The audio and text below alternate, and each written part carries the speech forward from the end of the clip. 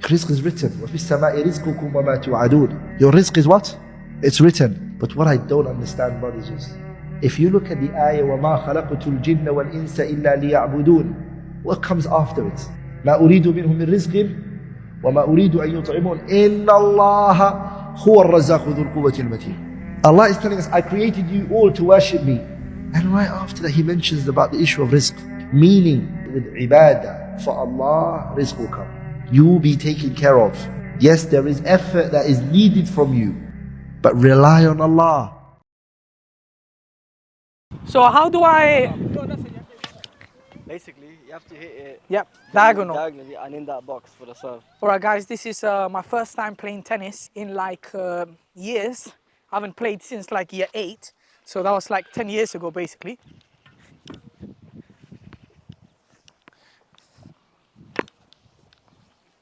Pass me 2 balls. Yeah, one more. I'm gonna show you guys something. Guys, watch this, yeah? Who's starting? No, who's starting? Yeah, we'll start. We'll do one each, yeah? Mine. Nice. Nice, Abu. Yes! Yes! Run it, perfect. Nice.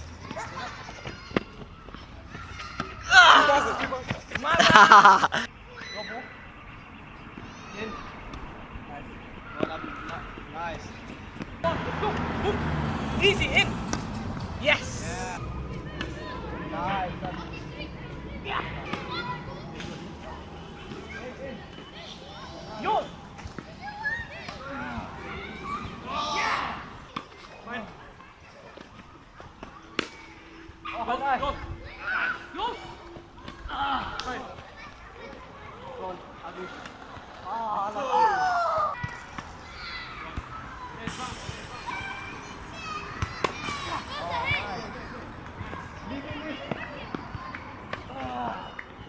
Yeah. Game. That's good. That's good.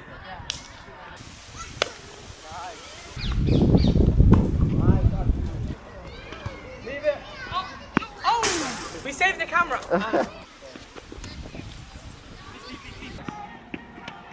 Mine.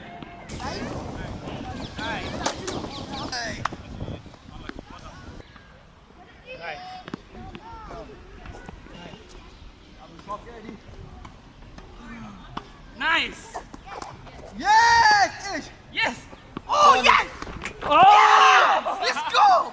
Hey, that was hard though. You return back the Let's hard go, one. bro. Let's Let's go.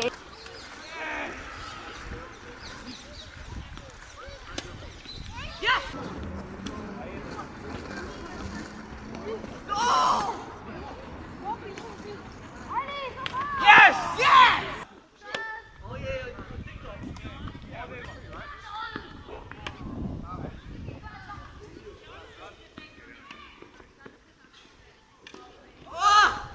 It's cooking. Oh, it's cooking. Oh! You know that. How long you slept total last night altogether? I think about 4.5 hours altogether. Last night? No, as in, you know, after you left, Yep. after Maghrib, Okay, yeah. and including just when I slept now, after Fajr. Assalamu alaikum wa rahmatullahi wa barakatuh. If I'm looking a bit rough, guys, I haven't slept. I don't know where this vlog, this reminder is going, so it might be 3 weeks. disconnected. If Allah Azza wa Jal gives you money or not, it's not a sign that He likes you or He dislikes you, right? Oh, 100%, yeah. Alhamdulillah, wa salatu wa salamu ala rasulillah amma ba'd. So if Allah Azza wa Jal gives you some people blessings and He doesn't give other people blessings in a particular area, it doesn't indicate that He loves them, and it doesn't indicate that He hates that person, because Allah Azza wa Jal, He gives to the kuffar some things from what? The dunya. From the dunya. وَخَالِصَةِ يَوْمَ الْقِيَامَةِ. But for the believers, it's exclusive in the next life. So the one who enjoys the blessings of the body, right? The blessings of the body, i.e., nice clothes and houses and relations. That's only for the believers in the next life. Yep. In the next life, it's a sign of Allah's love. But in this life, it's not a sign of Allah's love. And obviously we have evidences, for example, from the Quran and Sunnah, that Allah Azza wa Jal, He has given wealth to what? The Dawood disbelievers. alayhi salam and Sulaiman alayhi salam, from the believers, right? The believers, correct, yeah. And what did they say? وَقَالَ الْحَمْدُ لِلَّهِ الَّذِي فَضَّلَنَا عَلَى كَثِيرٍ مِنْ عِبَادِهِ الْمُؤْمِنِينَ. That they were grateful because of the blessing that Allah Azza wa Jalla has given. If Allah Azza wa Jalla gives a believer, He gives him worldly Yeah. pleasures and delights, right? Riches and wealth, then it could be one of two. Yep. It could be a reward Okay. for his gratitude, or it could be what is known as istidraj, which is Allah Azza wa Jal causing the person to become distant because of him being focused on these pleasures from Allah. So Allah said, وَنَسْتَدْرِجُهُم مِّنْ حَيْثُ لَا يَعْلَمُونَ وَأُمْلِي لَهُمْ إِنَّ كَيْدِي مَتِينٌ. Allah said, istidraj means to uproot, cut you from the roots. In Surah Zukhruf, what was the ayah? It says, if we were not scared that the wealth would have made the believers come to the disbelievers, He would have given the world. Given them loss of wealth. But the point that I'm mentioning here is specifically with regards to those who get wealth Yeah. and they disobey Allah. So in Surah Al-An'am, Allah talks about those who turned away from the reminder. Allah said, فتحنا عليهم أبواب كل شيء حتى إذا فرحوا بما أوتوا أخذناهم بغتة فإذا هم مبلسون. Allah said, those who turned away from Allah and His reminder, we gave them everything. They got the cars and the women and the clothes and the money. حتى إذا فرحوا, until they became so happy with what they were given, أخذناهم, we grabbed them and we seized them. فقطع دابر القوم الذين ظلموا, and Allah said, Allah cut up and He cut and uprooted and lifted up from the roots the evil oppressors. So this is the point that I'm trying to make. Two types of people who get enjoyment. Okay. Is that those that get it as a blessing, Yep. and that's a reward, like you mentioned Sulaiman and Dawood alayhi salam and the believers. Then there's those that get the cars and the women and the clothes and the money and the fame and the respect, but it's a punishment. And the believers get it because they're grateful, right? Like in shakartum la azidannakum. If you're grateful, I will give you more. The disbelievers get it because and the believers who are sinful because they done riba, or they lied and they cheated and they deceived, or they were just focused. They had a thing called tama, which is just running after the dunya, extravagance and opulence.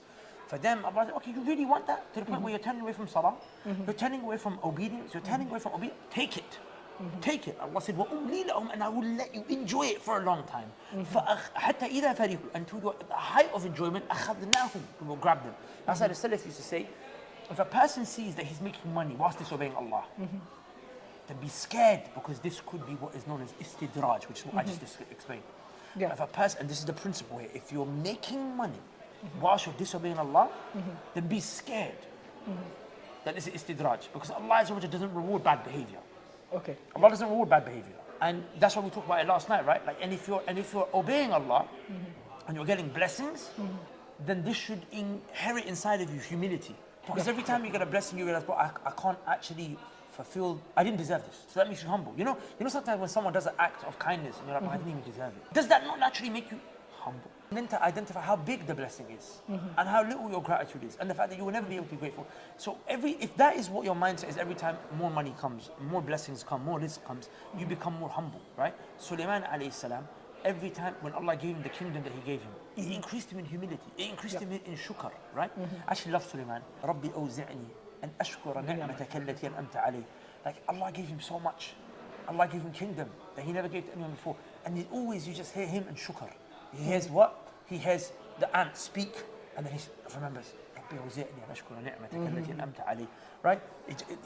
The fact that Allah allowed me to hear the ants, straight away, anything that happens, shukr, and then Allah gives him more and more. And he Always conquers more. relating the good back to Allah Azza Yeah, wa Jalla, always, and always, the deficiencies back to you. Yeah, 100%. And actually, the hadith of the Messenger صلى الله عليه وسلم, لو كانت الدنيا تعدل عند الله جناح بعوضة ما سقى كافر منها شربة ماء. Like, this dunya is not worth even the wing of a mosquito to Allah Azza wa Jalla. So He gives it to the believers, and then He can also give it to the disbelievers. For example, He has given to Fir'aun, لعنه الله.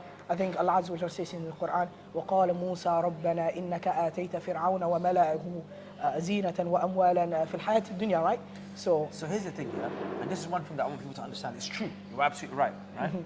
That Allah Azza wa Jal, He will let the kafir have from the dunya as well as the believer, because this dunya doesn't really weigh anything in the sight of Allah. Yep. But with that said, what the believer should understand Yep. is that this dunya, Allah created it for the believers. Allah said, قُلْ مَنْ حَرَّمَ زِينَةَ اللَّهِ الَّتِي أَخْرَجَ لِعِبَادِهِ وَالطَّيِّبَاتِ مِنَ الرِّزْقِ قُلْ هِيَ لِلَّذِينَ آمَنُوا لِلَّذِينَ آمَنُوا فِي الْحَيَاةِ الدُّنْيا. Allah says, say, who has made haram? Who can make haram?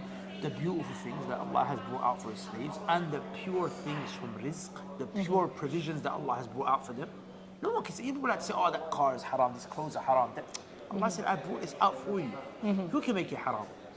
Then Allah said, قُل, Allah says, say, this is لِلَّذِينَ آمَنُوا فِي الْحَيَاةِ الدُّنْيَا. Allah said, I made this for the believers in this life. Yep. Okay, the kafir, will he have a portion of it in this life? Yes. Yeah, Allah Azza wa Jal could give But it it. wasn't for him.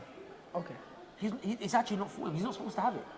The kafir is not supposed to enjoy these worldly benefits and delights. He can take it because Allah doesn't care about this dunya very much. Allah saying, I didn't. Like, for example, if I was, the example of Allah is great. If I created a meal for myself, Yep. I don't really care too much for it. I'm not going to mind if you have it.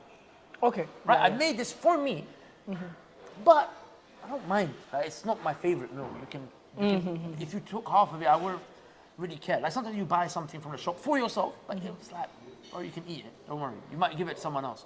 Allah made this for the believers. It's for you. It's actually not for the kafir. But because it's something that Allah doesn't really care much about, Yeah. it's so low compared to Jannah, the kafir can have it, right? But ma'adhalik though, who was it for? For the believers. So then, this is one of the reasons that I've been on this mission now to help brothers become wealthy for Allah's sake.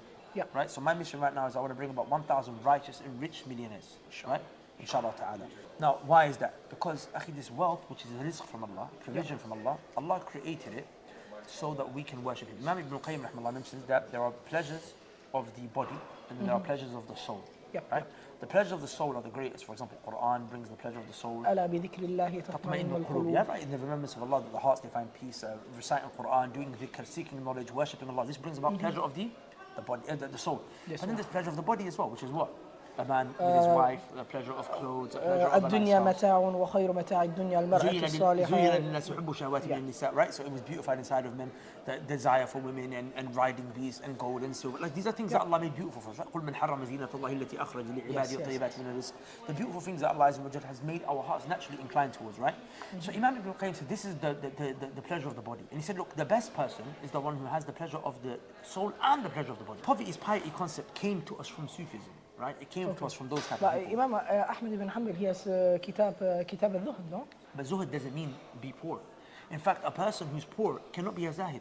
Zahid means a person who abandoned the dunya, right? Okay, So a person who's poor, it's like, for example, can a weak person... Oh, we discussed this today. Right. Can the war... Okay. Right? Okay. Do you praise a weak person for him not Hurting oppressing? others. Because Yeah. he's weak. He can't hurt them in the first place. Okay. Likewise, a poor person, you can't say he abandoned the dunya. He never had it in the first place. That's Understood. why a man came to Okay. Imam Ahmed and said, can I abandon the dunya? Can I be a zahid if I've got 10,000 gold coins? He said, yes, if they are in your hand and not in your heart. If they're in your hand and not in your heart, right?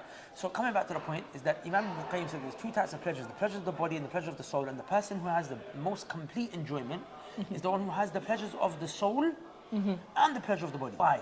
As long as the pleasure of the body doesn't get in the way of you in the akhirah. So here's the thing. So then why the pleasure of the body in the first place? Because it helps you to relax and re-energize and recharge so you can go back to worshipping Allah. إن الدين يسر ولو يشد الدين إلا غلبا فسددوا وقاربوا وابشروا. So not even necessarily that angle, but from the angle of sometimes you just need a recharge. It's not. It's Okay. what. Look, you might say, you know, I can be tough on myself and I won't do this because I want to hold myself to a higher standard, right? I don't want these things from the dunya. But akhi, look, the best example is who Rasulullah sallallahu alaihi wasallam, right? And what did the Prophet say? He said, "حُبِّبَ إِلَيَّ مِن دُنْيَاكُمْ الطِّيبُ وَالنِّسَاءُ." وجعل قرة عيني في الصلاة. Right? وَجُعِلَتْ قرة right عيني. في الصلاة. Yeah. So from the things that was made beloved to me from this dunya, from your dunya, look at the way. Even the Prophet saying he loved it. من Okay. دنياكم. It's from your dunya. It's not even my dunya. But the things that shows that the Prophet was distant from the dunya, even though he enjoyed some things, was perfume and Yeah. women, pleasure of the soul, pleasure of the body, but the pleasure of the what? The body was not as great as the pleasure of the soul. Of i.e. course. salah. Yeah. Yeah. But I think some scholars mentioned that actually, you know, this hadith, when he says he loved women, I think it was Abdul Rahman Hassan, he said that it's not in the way you mean, it's actually because the women, Aisha radiallahu anha and the wives of the Messenger sallallahu alaihi wasallam, they were able to convey knowledge from him that he was too shy to convey. Did you hear that? So Allah, I've not heard that, but I've also heard just generally, as in I haven't heard that particular interpretation. May Allah reward But obviously, women ayat. But I've also heard the other shart, which is from the apparent, which is the Prophet ﷺ. Yeah, sallallahu alaihi wasallam. The Prophet ﷺ, he loved women, and they were, and because he had desire for marriage, and he married, sallallahu alayhi wa Sallallahu sallam. alayhi wa sallam. Right? He married because he felt desire for women. Yeah, ومن that he- آياته أن خلق لكم من أنفسكم أزواجا لتسكنوا إليها وجعل بينكم مودة ورحمة. So the point here is that the Prophet ﷺ desired things from the dunya, and that was things that he got closer to Allah through. So even when you look at that, so it makes my point, right? So he loved the women, he desired women, the ones that he married, sallallahu alayhi wa sallam. But look at the khair that came out. He used those women to communicate his risala, his message, even after his death. So that a person will use the joys of the dunya to recharge and go back to worshipping Allah. Right? And that's the point. So if we do that, it's khair. So for that reason, I wanted to create a situation where brothers start earning money. So number one, they can enjoy what Allah created for them and not the kafir. But use that to recharge themselves for the worship of Allah. Number two, so that they don't have to be poor, right? The Prophet sallallahu alaihi wasallam used to seek refuge with Allah from poverty. Yeah. Right? Allahumma inni a'udhu bika min al-kufri wal-faqr. Oh Allah, I seek refuge with you from disbelief and poverty. Look how the Prophet connected disbelief and poverty together. Because a person who's poor can be led towards disbelief. And there's many examples of this. Because you're going to be more tempted to the dunya. Right? There's people, brothers told me first-hand stories of Christian missionaries who went to certain Muslim countries where people were poor, and then they would give them food and they would say, Jesus gave you this. And because they're poor and they can see their kids are starving, they would say, thank you, Jesus. Because they don't want to offend. And his kids hearing that, and then his kids grows up to worship Jesus. And that's what happened in a lot of countries where Christianity started to rise. In Africa, right, where Christianity started to rise, because they would come and do this, right? So we seek refuge with Allah from poverty, so that you can be independent. And then the third thing here is this. You know the famous hadith, and we talked about this hadith so much in this trip, right? إِنَّ لِرَبِّكَ عَلَيْكَ حَقًّا وَلِأَهْلِكَ عَلَيْكَ حَقًّا وَلِنَفْسِكَ عَلَيْكَ حَقًّا وَأْتِ كُلَّ ذِي حَقٍّ حَقًّا. Your Lord has a right over you, your family has a right over you, and your soul has a right over you. So your Lord has a right over you, so then you give zakat. And then above and beyond zakat, you give what? Sadaqah. And what I told brothers is have a project. Like, do you want to open up a masjid? You want to open up a madrasa? You want to open up an orphanage, right? And you know, charity has become a business, which makes me sick. Is that everyone wants to open up a charity, but they don't want to necessarily give. Like, why can't the project be, instead of let me open up a charity where I'm going to raise 10 million, why can't you make 10 million of your own money and give that? Understood. Do you understand? And I feel like there's more in that. It's easier to take someone else's money and give that in charity. But it's when harder you've to worked give your hard, own. And it's a greater level of iman, inshallah ta'ala. So I have a project and say, Ya Rab, if you give me this wealth, what I want to do with it, right, and you make an intention, is I'm going to take care of orphanages, I'm going to help refugees. Actually, what people don't realize is that one of the greatest things that you can do is take care of your relatives. Like, we've got relatives back home, right? You would have relatives in Bangladesh, maybe distant relatives, maybe very far. خير الصدقة خير الصدقة عن ظهر غنى وابدأ بمن تعول. That the best sadaqah is that when you have money and you start wealthy, with your relatives. And also, there's another hadith which mentions the best sadaqah is when you're healthy, right? Because a lot of people, they want to give sadaqah just before they die when they get old. Or you know what they say, a healthy man has 999 wishes, a sick one only has one wish. Which is to get healthy. Which is to get healthy, okay. Jazakallah khair, barakallah feek. So the point that we mentioned is that, look, there's three levels, right? Inna li rabbika alayka haqqa. So you have an intention to do something for your Lord with this wealth. Then for your family. And what is your family? Like, you know, Ibn Mas'ud left behind 70,000. And it doesn't mention gold coins or silver coins. But let's just say it was silver coins, which is less than gold, right? 70,000 silver coins for his inheritors. Also, Yahya ibn Mu'in's father left a lot of money for him, which he used. A million. Yeah. So let me tell you something shocking. 40,000 silver coins, Yep. in terms of purchasing power, would be equivalent to about £6 million today. 40,000, yeah? 40,000, because Abu Bakr gave, I calculated it once. Yeah. It's the sadaqah Abu Bakr gave for the hijrah. 40,000 silver coins. It would be, in terms of purchasing power, equivalent to 6 million today. Right? Dollars or pounds? Pounds. Okay. Pounds. And Ibn Mas'ud left behind 70,000. And it could have been gold, because the narration didn't mention gold, or at least the one I came across mentioned silver. So then that shows that Ibn Mas'ud, he had that much to leave behind for his kids and his wives. Ibn Mas'ud is the one who was the scholar, the worshipper. He was the one who would say the sign of the person of the Quran is that when the people are asleep, he's awake at night. And the Messenger of Islam said, take Quran from Pope, Right. and he was one of them. And then he was one of them. So here's the thing, but he had 70,000 to leave behind for his children, right? That's not what he gave in sadaqah. That's not what he spent himself. Also, we have the example of the wife of Abdurrahman ibn Auf. 1/3 of her wealth, 380,000 coins. And again, didn't mention silver or gold. Could have been gold, but let's just say it was silver. It's Let's still just say crazy. it was, right? Zubayr, they say his wealth was 50,000 thousands. 50,000 ألف. I'm saying these are the Sahaba, like top 10 from his Jannah, or Zubayr ibn Awam and Abdurrahman ibn Auf, and then you have Ibn Mas'ud, who was from the Kibar, from the great Sahaba. So they left, and a lot of them were from Ahlul Badr and right, and they left behind wealth for their family. And then the last one is for yourself, which we just discussed, which is sometimes you take this wealth, you say, you know what, Allah blessed me with it. I'll tell you something I really like to do. I like to go to spas, male spas only. Okay. Sit in the jacuzzi, sit in a cold plunge. I have now started to give myself, after 10 years of hard work and not taking any breaks, half a day, once a week, just to recharge. Take that for myself, say, Ya Rab, you gave this to me as a blessing for me to enjoy it. So I'll take it, Ya Rab, and I'll use it to what? To use this to become, spend more time in Spend more ibadah. time, right? Because, and work, and for my family, and talab al-ilm and da'wah, all these things, because your human needs the recharge. Yeah. Right? That's why we have sleep. If I don't need a recharge, why do we have sleep? Right? Of course, yeah. So the point is that with wealth, have a portion for Allah, and that should be the greater portion. Have a portion for your family, right? Your wife, your kids, your children, your relatives. By the way, all of this goes yourself. back to Allah. Right. Because if you look at the hadith of the Messenger ﷺ, I think, for example, he says, إِنَّكَ لَن تُنْفِقَ نَفَقَةً تَبْتَغِي بِهَا وَجْهَ اللَّهِ إِلَّا أُجِرْتَ عَلَيْهَا حَتَّى مَا تَجْعَلُ فِي فَمِ امْرَأَتِكَ. Is that the one? Yeah, absolutely. So, Sa'ad ibn Waqas, right? And the Prophet said to him, go and translate it for the people. whatever you give for your family is basically a sadaqah. Yeah. Anything you spend. So, for example, As Allah, long as condition was تبتغي بها وجه الله. As long as you're intending Allah. Even if you put a spoon of food in your wife's mouth. إن لأهلك عليك حقا. And if Allah gave you rizq, and you can take care of your grandma, your granddad, your auntie, your cousins, your nephews, your niece, Allahumma barik, what a huge reward that you're sufficing them from having to do with riba, you're sufficing them from having to beg other people, you're sufficing them to do all of these things, and then they can focus on what really matters, which is what? Ibadah, ilm. But look, and here's the thing, and I just want to mention as a side point, some people fool themselves, and they say, I'm providing for my family, so I'm getting ajr. They're not providing any deen for their family. Okay, it's not that you provide for your family food on the table at the expense of providing for them food for their heart. You know the fathers who are like, bro, I'm just working, but they don't sit to teach their kids salah, and they don't teach about halal and haram. You've provided, but you've destroyed them. And this reminds me of something that Umar ibn Abdul Aziz said. Umar ibn Abdul Aziz actually left his kids behind no inheritance. He said, I'm not going to leave you behind anything. In case that you take the money that I've earned through halal and you use it to create corruption in the land. And he was a Khalifa. Khalifa before him gave his kids so much money. Gave his kids what? So much money.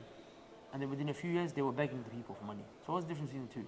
Umar ibn Abdul Aziz left something more important than money. Iman and ilm, and the knowledge of how to get money. The other one left his kids with money, but not the knowledge of how to maintain the money, manage the money, what to do with the money.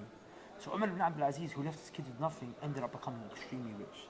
And the one before him, I forget his name, right, Sulaiman ibn Abdul Malik, or one of the Khulafa before him, he gave his kids so much wealth when he died, but they became poor. Like even like the ayah, الرجال قوامون على النساء بما فضل الله بعضهم على بعض وبما أنفقوا من أموالهم, right? Oh, also, ألا كلكم راع وكلكم مسؤول عن رعيته. Right? But this ayah is a bit more specific in the sense where Allah specifically mentions nafaqa, right? That men have been placed as maintainers over the women because of what Allah has given them virtue over the women, and because that they what?